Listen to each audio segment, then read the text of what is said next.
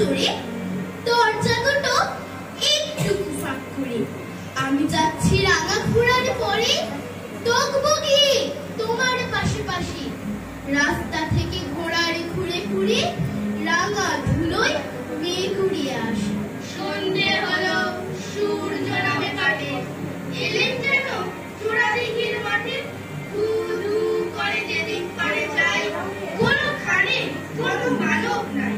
তুমি যেন আপন মনে প্রায় ভয় পেয়েছো, ভাবছো এলেন কোথা। আমি বলছি ভয় করো না মাগো, ওই দেখা যায় মরা নদীর সোতা।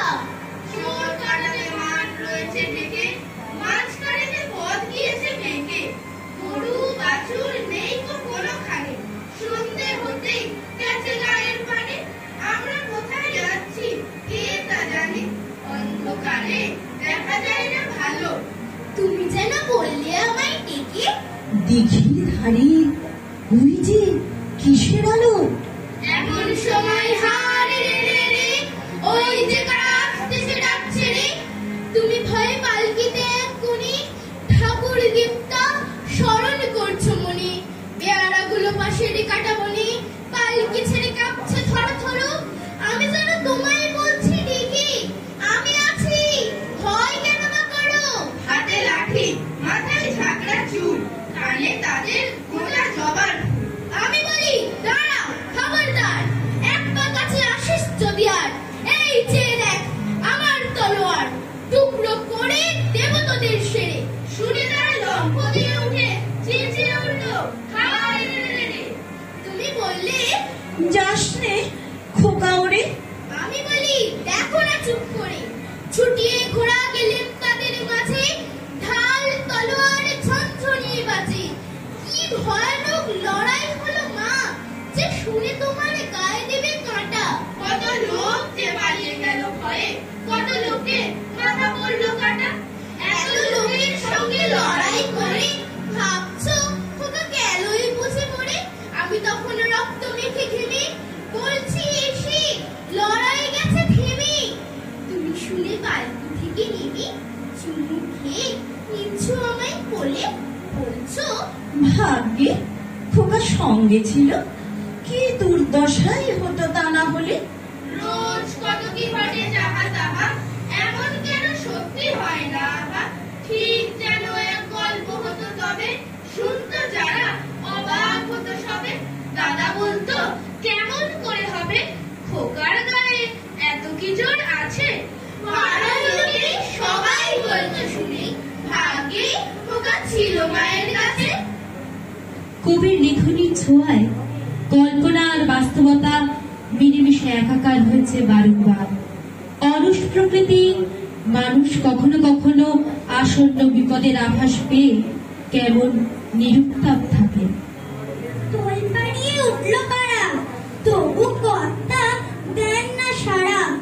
জাগুন শিগগির জাগুন। অ্যালার্মের ঘড়িটা যে চুপ রয়েছে, কই সে বাজে। ঘড়ি পরে বাজবে, এখন ঘরে লাগে আগুন। অসময়ে জাগলে পরে ভীষণ আমার মাথা ধরে। জানলাটা ওই উঠলো জ্বলে, ঊর্ধ্বশ্বাসে ভাগুন। বড্ড জ্বালায় দিন করিটা, জ্বলেতে ছাই হলো ভিটা।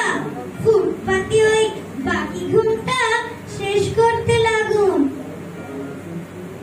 ঠাকুরবাড়ির নিয়ম অনুসারে ছোট্ট রবির সম্পূর্ণ দায়ভার ছিল চাকরদের হাতে। বাহির বাড়ির দোতলায় দক্ষিণ পূর্ব কোণের ঘরে চাকরদের বহেনেই তার দিন কাটত।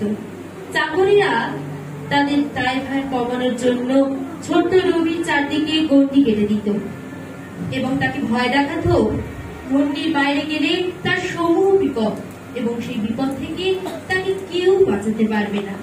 তাই নিরুপায় রবির ঘন্টার পর ঘন্টা কাটত জানলার নিচে বাঁধানো পুকুর, চীনা বটগাছ, নারকেলের সারির দিকে তাকে। সেই ছবির দৃশ্যই চিত্রিত হয়েছে পুরনো গট কবিতায়।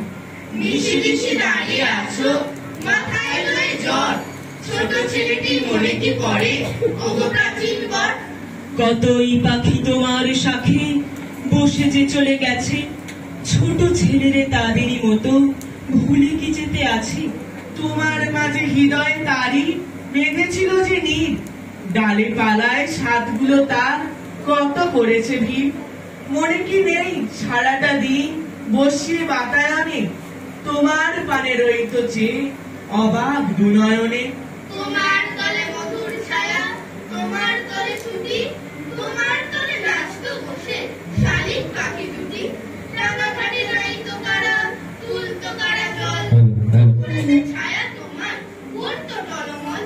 জলের উপর রোদ পড়েছে সোনা মাথা মায়া, ভেসে বেড়ায় দুটি হাঁস, দুটি হাঁসের ছায়া। ছোট ছেলে রইত যে বাসনা অবাধ, মনের মধ্যে খেলাতো তার কত খেলার স্বাদ। বায়ুর মতো খেলতো যদি তোমার চারিভিতে, ছায়ার মতো শুতো যদি তোমার ছায়াটিতে। পাখির মতো উড়ে যেত, উড়ে আসতো ফিরে, হাঁসের মতো ভেসে যেত তোমার ধীরে ধীরে। রবীন্দ্র ভাবনায় সাঁওতালদের উৎসবগুলো বিশেষভাবে গুরুত্বপূর্ণ। কবি সাঁওতালদের বিভিন্ন ঐতিহ্যময় উৎসব দিয়ে মনোনিবেশ করেছেন। তার লেখা কবিতাগুলোর মধ্যে তারই প্রতিফলন দেখা যায়।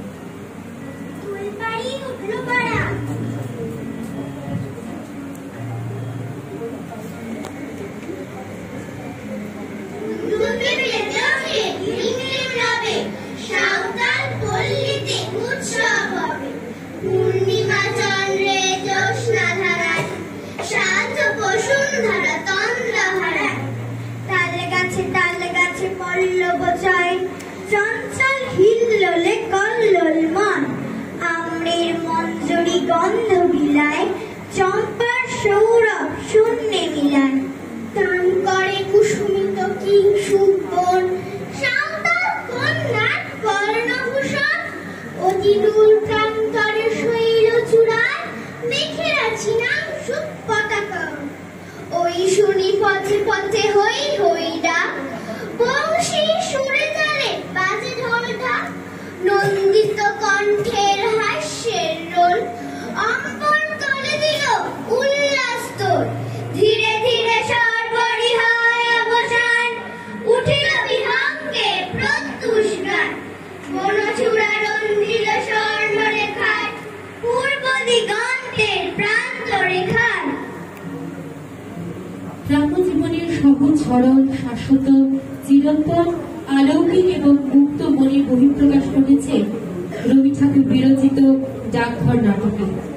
এই নাটকের সূচনা হয় স্বপ্নাদেশের এক আলোকময় পরিবেশে। সংরক্ষণশীলতার ছাঁচে বাঁধা কবিরাজ অসুস্থ অমলকে বঞ্চিত করেছে মুক্ত আলো নির্মল হওয়া থেকে। নিরুপায় অমল তাই জানলার ধারে বসে আপন মনে স্বপ্ন দেখে। বাইরের জগৎটা তার কাছে এক স্বপ্নের দেশ। অজানার হাতছানি তাকে কেবলই মাতাল করে। দইওয়ালা, পাহাড়ওয়ালা, গ্রামের ছেলেরা, বাড়ির মেয়ে সুধা, সবাই তার বন্ধু। দই দই ভালো দই, দই দই ভালো দই। দইওয়ালা, দইওয়ালা, ও দইওয়ালা, ডাকছো কেন? দই কিনবে? কেমন করে কিনবো? আমার তো পয়সা নেই। কেমন ছেলে তুমি, কিনবে না তো আমার বেলা বইয়ে দাও কেন? আমি যদি তোমার সঙ্গে চলে যেতে পারতুম তো যেতুম। আমার সঙ্গে? হ্যাঁ, তুমি যে কত দূর থেকে হাঁটতে হাঁটতে চলে যাচ্ছ শুনে আমার মন কেমন করছে। বাবা, তুমি এখানে বসে কি করছো? কবিরাজ আমাকে বেরোতে বারণ করেছে, তাই আমি সারাদিন এখানেই বসে থাকি। আহা বাছা, তোমার কি হয়েছে? আমি জানি নে, আমি তো কিছু করিনি, তাই আমি জানি না আমার কি হয়েছে। দইওয়ালা, তুমি কোথা থেকে আসছো? আমাদের গ্রাম থেকে আসছি। তোমাদের গ্রাম? অনেক দূরে তোমাদের গ্রাম? আমাদের গ্রাম সেই পাঁচমুড়া পাহাড়ের তলায়, শ্যামলী নদীর ধারে। পাঁচমুড়া পাহাড়, শ্যামলী নদী, কি জানি হয়তো তোমাদের গ্রাম দেখেছি, কবে সে আমার মনে পড়ে না। তুমি দেখেছো? পাহাড়তলায় কোনোদিন গিয়েছিলে নাকি? না, অনেক পুরনো কালের খুব বড় বড় গাছের তলায় তোমাদের গ্রাম। একটা লাল রঙের রাস্তার ধারে না? ঠিক বলেছো বাবা। সেখানে পাহাড়ের গায়ে সব গরু চড়ে বেড়াচ্ছে। কি আশ্চর্য, ঠিক বলেছো। আমাদের গ্রামে গরু চড়ে বলে কি, খুব চড়ে। মেয়েরা সব নদী থেকে জল তুলে মাথায় কলসি করে নিয়ে যায়। বাবা, ঠিক কথা। আমাদের গ্রামে সব গয়লা পাড়ার মেয়েরা নদী থেকে জল তুলে তো নিয়ে যায়, তবে কিনা তারা যে সবাই লাল শাড়ি পরে তা নয়। কিন্তু বাবা, তুমি নিশ্চয়ই কোনোদিন সেখানে বেড়াতে গিয়েছিলে।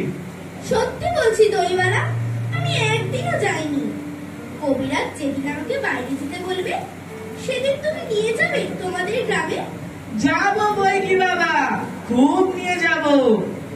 আমাকে তোমার মতো ওই রকম দই বেচতে শিখিয়ে দিও, ওই রকম বাঁক কাঁধে নিয়ে, ওই রকম খুব দূরের রাস্তা দিয়ে।